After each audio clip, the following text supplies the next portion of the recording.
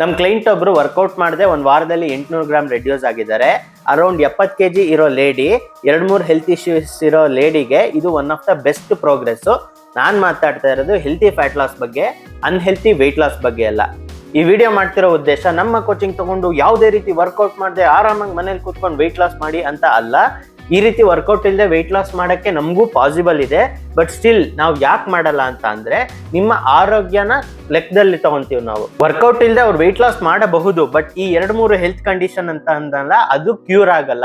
ಈ ರೀತಿ unhealthy weight loss ಮಾಡೋದ್ರಿಂದ ಟೆಂಪರರಿ ವೆಯ್ಟ್ ಲಾಸ್ ಆಗುತ್ತೆ, ಪರ್ಮನೆಂಟ್ ವೆಯ್ಟ್ ಲಾಸ್ ಆಗಲ್ಲ. ಆಮೇಲೆ ಅದರ ಸೈಡ್ ಎಫೆಕ್ಟ್ ಇವಾಗ ಫೇಸ್ ಮಾಡದೇ ಇರಬಹುದು, 1 ವರ್ಷ ಆದ್ಮೇಲೆ ಫೇಸ್ ಮಾಡದೇ ಇರೋದು, ಏಜ್ ಆದ್ಮೇಲೆ ಖಂಡಿತ ಫೇಸ್ ಮಾಡ್ತೀರಾ. 60 ವರ್ಷಕ್ಕೆ ಬರೋ ಮಂಡಿ ನೋವು, ಸೊಂಟ ನೋವು 45-50 ವರ್ಷಕ್ಕೆ ಬರಕ್ ಶುರು ಆಗುತ್ತೆ. ಇವರು ಕೂಡ ಇನಿಷಿಯಲಿ ಬೇಡ ಅಂತ ಅಂದಿದ್ರು, ಸಂಭಾವ್ ಕನ್ವಿನ್ಸ್ ಮಾಡಿದೆ. 1 to 2 ವೀಕ್ಸ್ ಆಗೋದು ವೆಯ್ಟ್ ಟ್ರೈನಿಂಗ್ ಕಿಟ್ ಬರೋದು. ಸೊ ಅದು ಬಂದಿದೆ.